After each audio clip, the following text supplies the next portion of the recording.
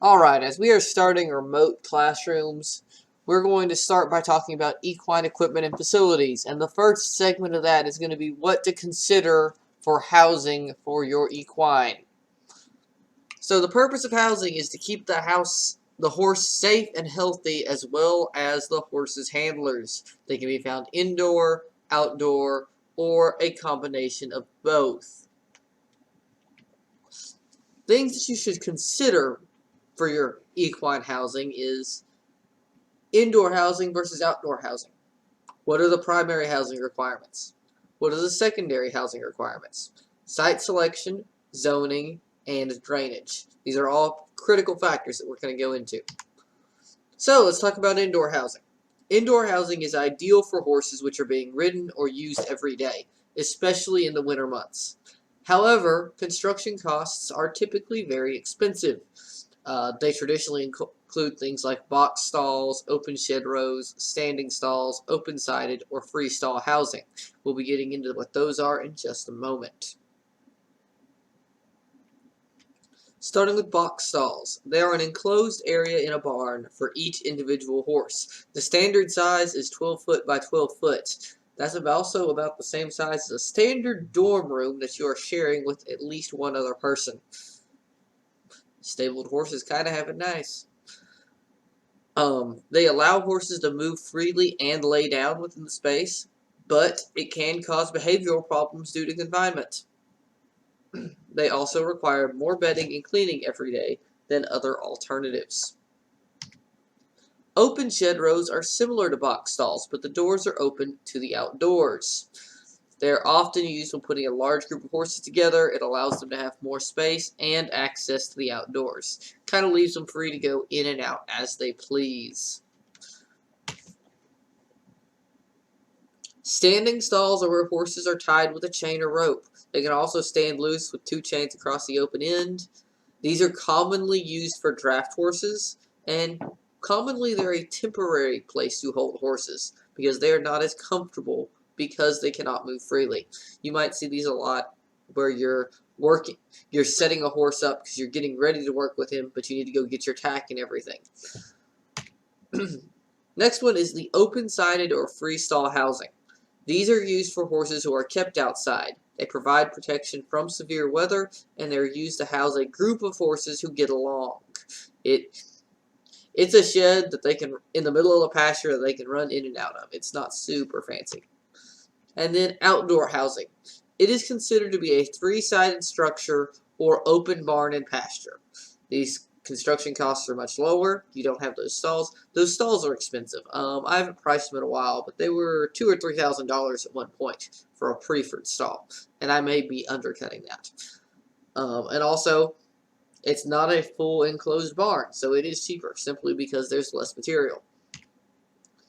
So what are primary housing requirements for horses?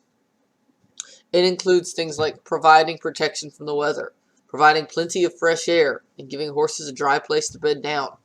That fresh air is very important because when horses use the facilities inside the facility, it generates ammonia from their urine, which is a toxic gas if it's allowed to coop up. So you need to make sure you have a way of pulling that out, be it fans or you're aligned so the wind pulls it out.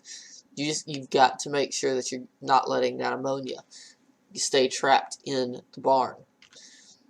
Secondary requirements are you have to meet local zoning requirements. You need to provide a convenient water supply and have adequate storage for feed and supplies and other things that you find necessary to have in a barn.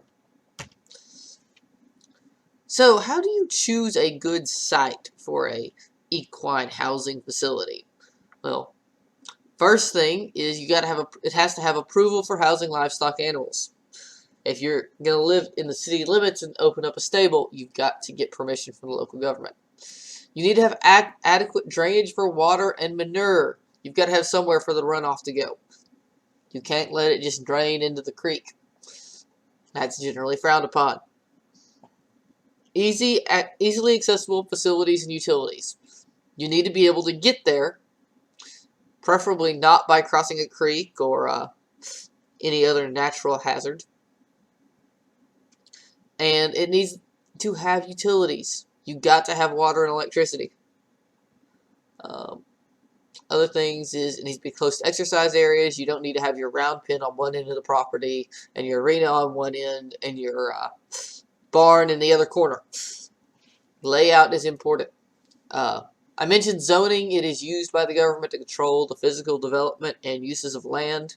Laws specify areas in which residential, industrial, recreational, or commercial activities may take place. It also determines if building codes, construction restrictions, or health regulations will prohibit or restrict construction. If you're inside the city limits and you're zoned, you're going to have to follow electrical code. You can't, you probably won't be able to wire it yourself. You'll actually have to get building inspectors to come out and approve everything. These regulations exist to protect the quality of life and the health of your neighbors. Your checklist for zoning includes checking with local health board for regulations, checking for deed restrictions, easements, or right-of-ways within the property. So seeing if someone has a right to have a driveway through your property to get to theirs behind it, making sure there's not a pipeline that has a right-of-way to come check their pipeline on your property. And, of course, you should always consult with your neighbors before building something like this, where it can generate noise, light pollution, smell pollution. You don't want to piss your neighbors off because you have a barn and you like to go work in the arena at 2 a.m. with the stadium lights on. That makes for bad blood. Then the last thing I want to talk about is drainage. It's the single most important factor for location. It needs to drain away from the building. Do not build your barn in a hole. I've worked at one that was downhill. It was incredibly frustrating. I lost a quarter of my stalls to flooding one day. I spent the next 3 weeks digging a ditch in order to prevent it from happening again. Ideally, land should slope away in all directions, and you should avoid draining your manure and urine polluted water towards the neighbor's property. Alright, that's where we're going to stop for the day. Make sure you get the notes copied down. If you missed anything, go back and get it. You are copying it directly from your computer screen. There's no reason for spelling errors, so I will count off if you misspell. Remember, all assignments are due by 4 o'clock on Friday. Have a great week.